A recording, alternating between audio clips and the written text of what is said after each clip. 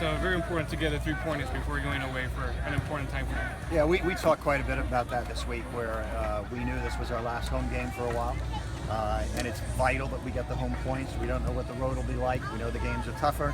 Teams take more risks against you. The refereeing doesn't always go your way on the road, nor does it at home.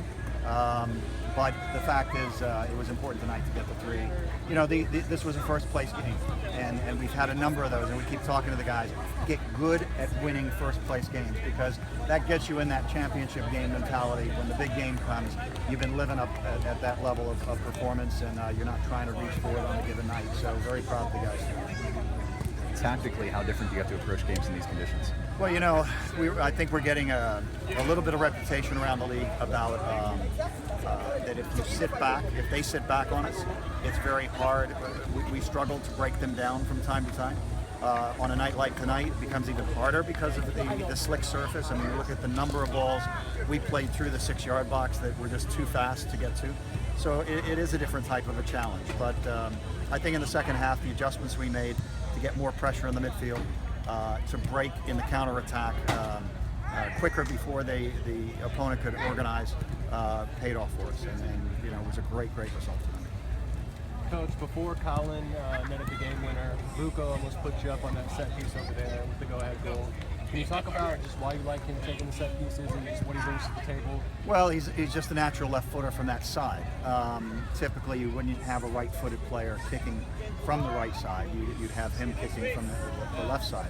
So Vuko, it just sets up that shot to find the open side beyond the wall, and he spends a lot of time working at it. And you know, when I blow the final whistle of a practice, there are some guys who stretch down, they water down. They've done their job.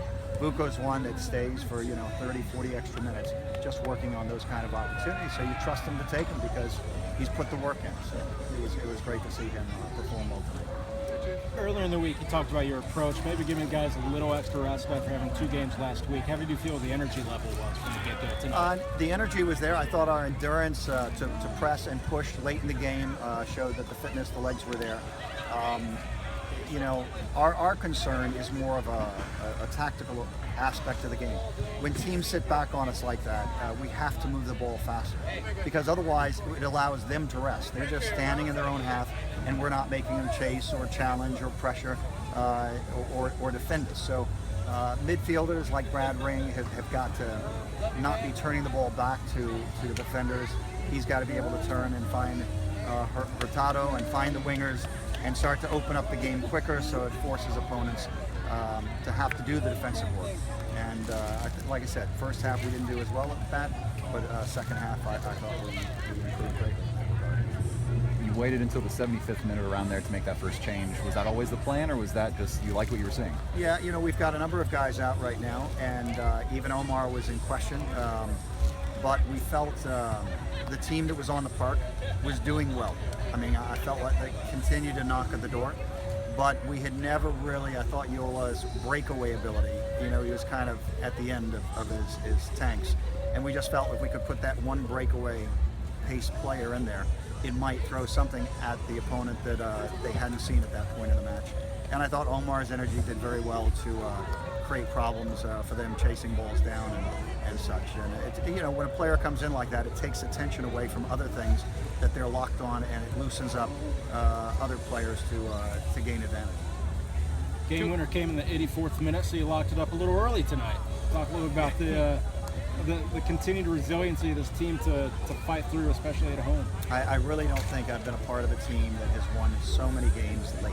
I mean, it goes even back to the early games in the spring. And it's just, you said the word resiliency, it's belief, it's just the confidence that we can get it done. Don't give up on the game, continue to fight and battle, and good things will happen. Coach, you were mentioning about the players like Omar. You know, players like Duke, like Reynoso, maybe they're going to be seeing minutes the next upcoming games. Well, Duke, you know, there are a couple of players like Duke, Justin Braun, Marco Franco, that are all coming through injuries. And we're hoping very badly that we can get them ready for this series away, because as we did a week ago when we had 3 games in 7 days, we did some rotation, we kept legs fresh, and that served us well, getting 6 out of the 9 points. And so, the guys coming back from injuries and being ready, and for guys like Jair, will get a chance in a week like that. So it's important that he has great training, concentrate hard on his finishes. Because a striker, you might get 1 or 2 chances, and if you do well, it's going to start promising more playing time in the future. And if you miss those opportunities, you start looking for other guys to get those minutes. So it's up to them to earn those minutes, not just be given those minutes. So we expect guys working very hard over the next week.